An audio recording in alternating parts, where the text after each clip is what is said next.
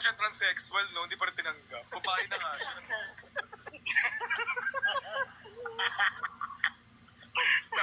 Hindi ka naman transsexual, lalaki ka eh.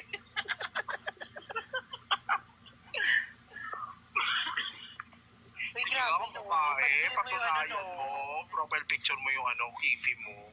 pero, mapapansin mo yung ano niya, no? Umpak na umpak talaga. Yung pisngi niya. Oo. Lumubog na gusto. Pwede ka nga mahulog dun sa lubang dali. Sino? Pwede mo gawin pool yun eh. Pwede gawin ng ano yun, yung dam. Actually, alam mo, yan ang makakapagsolusyon sa baha sa Metro Manila. Ilubog nyo na yan. Sa tsunami eh. Alam mo yung tsunami, matulis yung ano niyan. Grabe.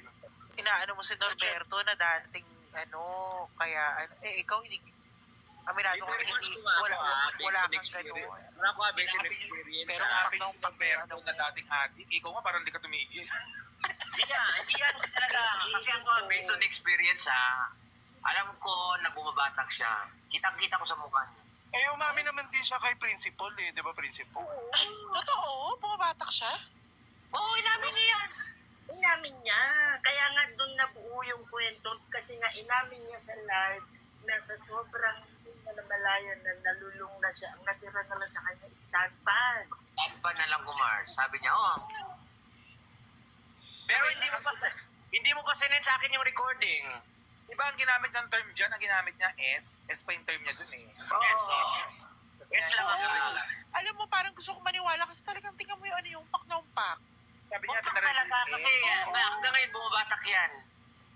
Nako. Maniwala kayo sa akin kung mali ako. True, challenge ka namin. I-drug test ka. Sige. Live nila, ang usap Minsan eh, hyper. hindi siya ganun nagko-comment nung binabanggit ng mga kasama niya. Hindi siya talaga Hindi yan pinapatulan. Oo. Sa bagay, baka nga, kasi yung baka lumubog ng lumubog. Lubog na yung pisngi niya. Susuyo. Kaya ate alam. Sa papakadry ng ano niya. Hindi ba matagal na siya dry talaga? Sa Kumar, nagsasalita siya. Pansinin mo lang, i-zoom mo yung malapit sa bibig niya at sa pisngi niya. Kumbaga parang may gumagalaw-galaw sa ano eh. Ganyan yan eh. Yan yung mga sinyalis eh. Ah, talaga? At papansinin niyo yung hearing niya. Tingnan yung parang kahit anong pampalambot, labo, conditioner, ayaw lumambot. Tingnan mo, parang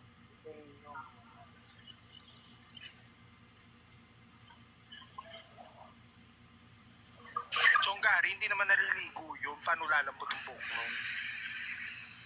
Marunong maligo yun. Bumabatak yan. Sabi ni Lo-Fi, no? Baka nga nalulung yan ngayon eh.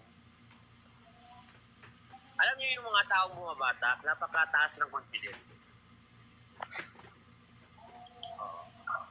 Diba, di ba minsan hyper siya, minsan naman parang... Ganun talaga. Ganun nga. Iba yung trip niya bawat araw eh. Oo nga, Ganun. no? Ganun yung Minsan nagdadrama siya ng aping-api, may iyak, minsan naman Oo. walang niya, pinagmumura lahat. Minsan naman nagpapaawa. Ay ganun na ganun talaga. Madrama, lahat na ng klase ng ng tao, kayang gawin kapag ikaw ay lulong sa droga, bumabatak ka, alam mo na halimbawa nakabatak siya, ngayon naka-live, makikita mo sa niya, pwede siyang magdrama, pwede siyang maging hayop, pwede siyang lahat ng pwede niyang gawin. Hindi natin, pero may naalala ko dati, pinagmamalaki niya parang 2 days straight. Basta nakakapag-live siya, wala daw tulugan. Parang hirap nung. Bumatak yan. tsaka grabe siya makapagtubig pag naglalay. Tungga kung tungga. Kasi mauhaw nga yan.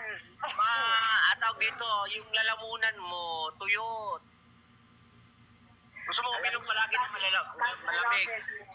Matyempohan ko yan talagang positive siya at nakagamit aakyatin ko yan. Naka-open ka, sasabihin ko, dumura ka nga. Pag ang naging dura niyan, hindi yung parang sama-sama, hindi yung Masa-masa, yung buong puti. Oo. Sa Mabatak kanya, yan. talsik yung parang bula-bulang walang lumalabas. Yan yun. Yan yun. Positive. Alam mo, kaya ko natutunan yan, instant na ginagawa ng mga kapulisan niya para yung kahit hindi pa drug test, pinadudura kaya nila pag yung laway yung parang ayaw tumulo ng mahaba, tapos yung parang tumatakot lang, yung parang bula-bula, iwalay. Naku, wala talagang laway yun. Pilit na may ilabas na dura. Alam mo yung dura natin na Totoo yan. tubig sa kanila, Yung masa talaga. Oh. Kaya talaga, pag-tempuhan ko yan na naka-open cam, aakyatin ko yan. Dumura ka nga ngayon dyan kung yung hahaba, yung parang yung laway na tutulong pa ganon. Sa kanya, walang mangyayaring ganon. Tignan mo. Susumbong daw sa Christmas. So, ayun na naman.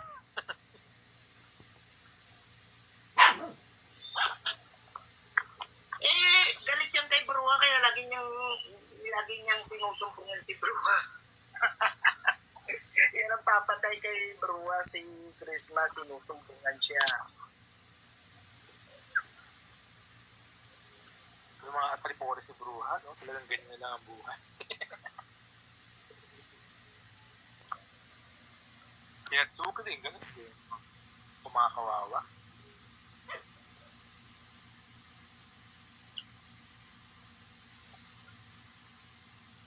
Matak yan. Pisngi. Lubog na lubog mo.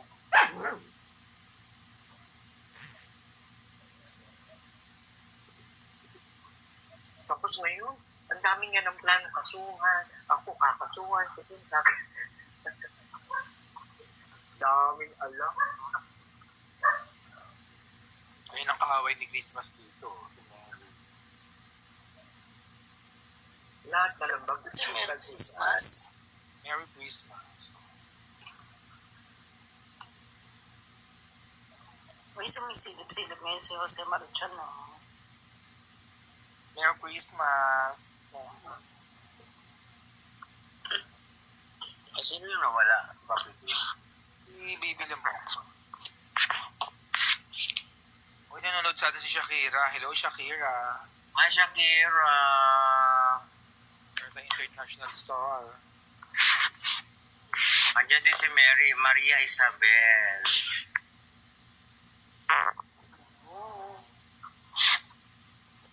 Wait. Andiyan si I Love Food. Hello guys, good evening.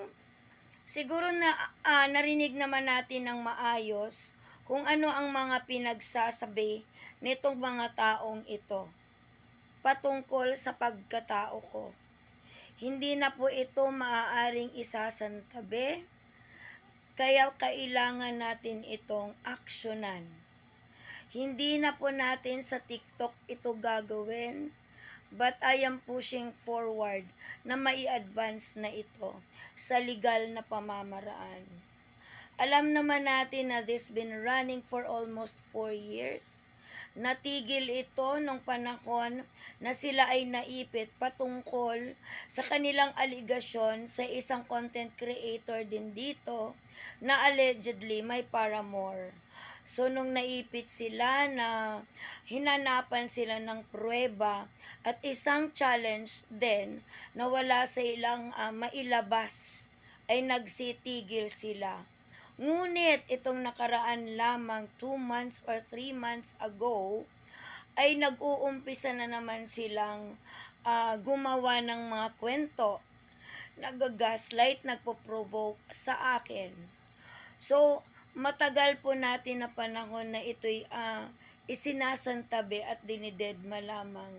Ngunit ginagamit nilang aking pananahimik at sa kanila na rin nanggaling na hindi nila ako titigilan. So, ang nakakaproblema dito, na pag ako'y rumesback na, sila ay nag-iiyakan. Why I am calling this sila? Sila po ay grupo laban sa nag-iisang ako. I don't know the reasons, what are those reasons and circumstances na talagang hindi sila matigil noon pa man ang mga issue na yung mga gawa-gawa nilang kwento na di umano'y ako ay ganyan at ganito. But when in fact, they cannot even prove their allegations against me. Whereas ako, kompleto po tayo sa mga ebidensyang ating naipon at ang mga witnesses na nandito sa TikTok. So, medyo mataas kasi ang video na to at hanggang 10 minutes lang tayo. So, nagkasapo ako ng isang challenge na nandito po, may i-attach ako dito sa kasunod nito na video na to. Yung 4 pages po ng agreement. Sa kanilang aligasyon, ako po ay kusang nagsusumite sa aking sarili for a hair follicle tests. Ako po ang gagastos sa naturang tests, and if proven na ako po ay negative, so ang aking hinihingi lamang sa kanila ay idoble ang aking nagastos. Mga receipted, kompleto po ng resibo. So, maayos pong mailatag natin ito at kung hindi sila kakasa sa panawagan kong ito ay nangangahulugan na express consent na magagamit ko ang video na napanood nyo nauna dito. Magagamit ko itong pruweba para magsampa ng civil and criminal charges against them. At kung mapatunayan naman na ako ay nagpositibo, ako po ay voluntaryong ibigay sa kanila ang matagal na nilang hinihingi sa akin ng aking credentials bilang juris doctor. So, at hayagan na po akong aalis sa TikTok forever. So, kinakasako ito, I'm giving them 5 days. So, August 3 ngayon. So, I'm giving you until August 8. Para 8/8/25 na ma-address ang itong aking sinesend na agreement. At Attorney Joe Reyes Lampa, na send ko na ito sa email mo. So, for the gastos ng kung saan man ito isasampa, for the gastos ng pagpanotaryo, ako na po yun. Just affix your IDs or i-attach ang IDs para po maging maayos ang lahat. And for yung venue kung saan kung hindi kayo kakasa sa panawagang ito, ako po ang magtatalaga ng venue. So, more or less, dito pa rin sa Imus. So, ako kayagang nakikipag-usap na sa aking abogado that if in cases na hindi kayo kakasa sa panawagan nito, ay maliwanag po na agaran kaming magsampa ng kaukulang civil and criminal charges against you. So sana maliwanag at maayos ang ating panawagan. And when it comes sa parte naman ni Ate Bituin aka Ana Margaret Talatala, i-address po natin ang issue sa pagtulong mo kay Mother Racog, kaya kung bakit na-dismiss ang kaso ni Alfred at ang kaso ko against kay Jesus Buse Duque the First na naisampa namin sa Muntinlupa. But pinapaalam din natin ongoing po ang aming motion for reconsideration at nag-aantay po kami ng resulta noon. But we have to address this Ate Bituin na nakalagay sa iyong profile iyong account profile. So, harinawa ay ito ay magsilbi na dahilan ng tamang pananahimik na sa TikTok at mag-move forward kung ano talaga ang dahilan kung bakit tayo nagti-TikTok. So, kung hindi man kayo kakasa sa panawagang ito, diretso na po iyon, consent na po inyo sa inyo na magsasampa na po tayo ng kaukulang demanda sa lahat ng nandito na sumali ditong napasok sa frame ng naturang clip. Maraming salamat.